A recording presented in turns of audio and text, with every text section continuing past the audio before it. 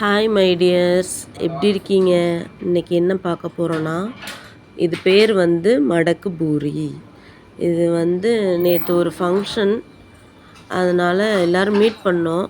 அப்போ வந்து இதை பெரியம்மா வாங்கிட்டு வந்தாங்க. இது வந்து காலையில் பிரேக்ஃபாஸ்ட்டாகவும் சாப்பிட்லாம், டின்னராகவும் சாப்பிட்லாம், நல்லாயிருக்கும். இது வந்து ஒரு ஸ்வீட் ஐட்டம். இது வந்து என்னோடய பசங்களுக்கு வந்து மேக்ஸிமம் ரொம்ப பிடிக்கும். ஏன்னா ஸ்வீட்னால் பிடிக்கும். இது கூட ஒரு கீர் சேர்த்து சாப்பிட்லாம். இப்போ வந்து கீர் செய்கிறதுக்கு நான் வந்து ஒரு பாத்திரத்தை வச்சுருக்கேன் அடுப்பில். ஃபஸ்ட்டு என்ன பண்ணுறோம் அப்புடின்னா, வெந்நியை மட்டும் வெறும் தண்ணி மட்டுமே ஊற்றி வச்சுருக்கோம். இப்போ என்ன பண்ண போகிறோம் அப்புடின்னா, தண்ணி வந்து கொஞ்சம் சூடானதுக்கப்புறம்தான் இதை வந்து நம்ம பண்ண முடியும். அப்போ வந்து சேர்த்து சாப்பிட்றப்ப நல்லாயிருக்கும். இப்போ வந்து இது வந்து என்ன அப்படின்னா, எப்படி செய்கிறோம் அப்படிங்கிறத பார்க்கலாம். தண்ணி வந்து ஹீட் ஆயிடுச்சு பார்த்தீங்களா, பபிள்ஸ் விட ஆரம்பிச்சிருச்சு. அதனால தண்ணி வந்து ஹீட் ஆயிடுச்சு. இப்போ வந்து நான் ரவை கொஞ்சமாக எடுத்து வச்சுருக்கேன். அந்த ரவையை வந்து கொஞ்சமாக போட்டுக்கலாம். எவ்வளோ இருக்கும் அப்படின்னா, குவான்டிட்டி வந்து ஒரு 50 கிராம் இருக்கும். கொஞ்சம் கொஞ்சமாக போட்டுக்குவோம். ஏன்னா கீர் பண்ணுறதுனால நிறையா வரும். அதனால் நாங்கள் 4 பேருங்கிறதுனால ஓரளவு கொஞ்சம் மீடியமான அளவு போதும். இப்போ வந்து என்ன பண்ணுறேன் அப்புடின்னா, இங்கே பாருங்களா ரொம்ப தண்ணி ஆயிடுச்சு. அப்போ அதை என்ன பண்ணணும் அப்புடின்னா, இன்னும் கொஞ்சோன்னு நான் போடுறேன், ரவை போடுறேன். ரவை போடுறப்ப என்னாகும் அப்புடின்னா, இன்னும் கொஞ்சம் கட்டியாக வரும்.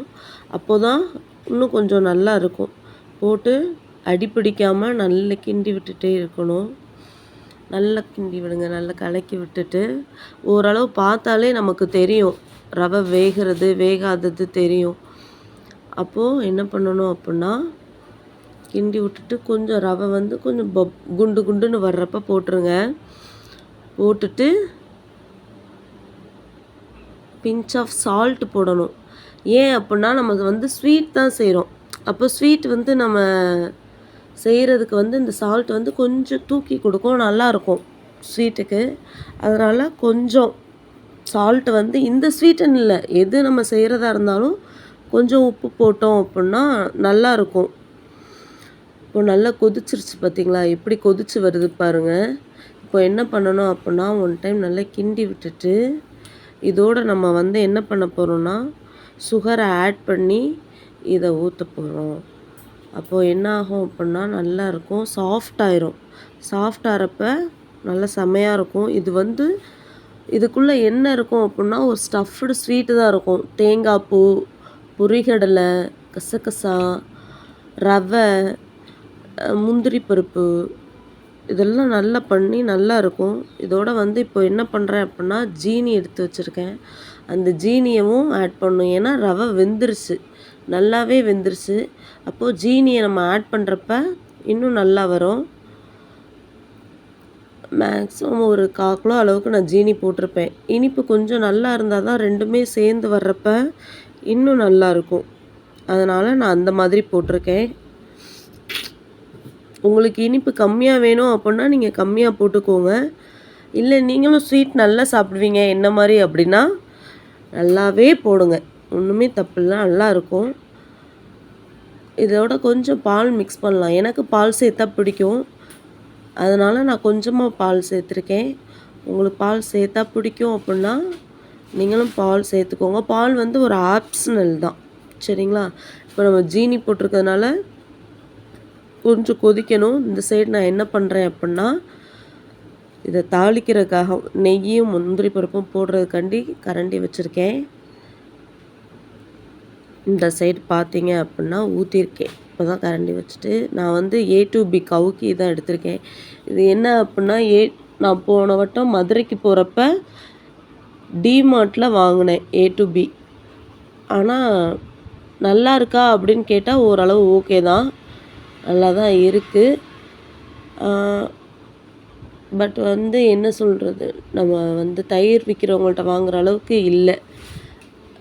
பட் ஓரளவு ஓகேவாக தான் இருக்குது. நீங்களும் வேணும்னா A to B ட்ரை பண்ணி பாருங்கள், ஓகேவா. உங்களுக்கு பிடிச்சிருந்தா கமெண்ட் பண்ணுங்கள், பிடிக்கலைனாலும் கமெண்ட் பண்ணுங்கள். இப்போது நெய் சூடாயிடுச்சு. இதோட என்ன பண்ணுறோம் அப்படின்னா, கொஞ்சம் முந்திரி பருப்பு வாங்கி வச்சுருக்கேன். அந்த முந்திரி பருப்பை போட்டு நல்லா வறுக்கணும். முந்திரி பருப்பு வந்து பொன்னிறமா வறுத்ததுக்கப்புறம் நல்லா வந்துரும்.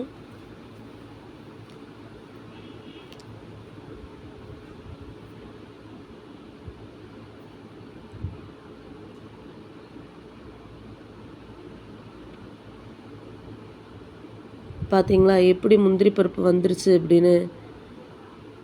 இது மாரி வரவும் இத எடுத்து அதில ஊத்திரணும்.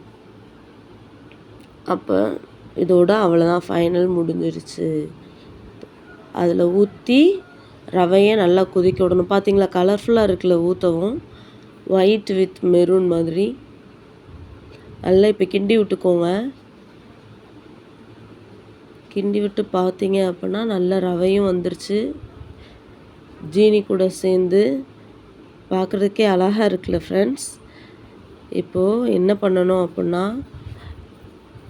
இதோட சேர்ந்து ஊற்றி சாப்பிட்றப்ப இன்னும் செமையா இருக்கும். அவ்வளோ ருசியாக இருக்கும். பார்த்தீங்களா? அப்படியே மெதுவா நல்லா மேலே ஊற்றி தான் சாப்பிட்ணும். நல்லா இருக்கும். எனக்கும் ரொம்ப பிடிக்கும். என் பசங்களுக்கும் ரொம்ப பிடிக்கும். அப்படியே கொஞ்சம் கொஞ்சமாக மெதுவா மேலே ஊற்றுங்க. உங்களுக்கு விருப்பப்பட்டா நல்லா பெசஞ்சு சாப்பிட்ணும் அப்படின்னா நிறையா ஊற்றுங்க. வாங்க சாப்பிடலாம். Thank you.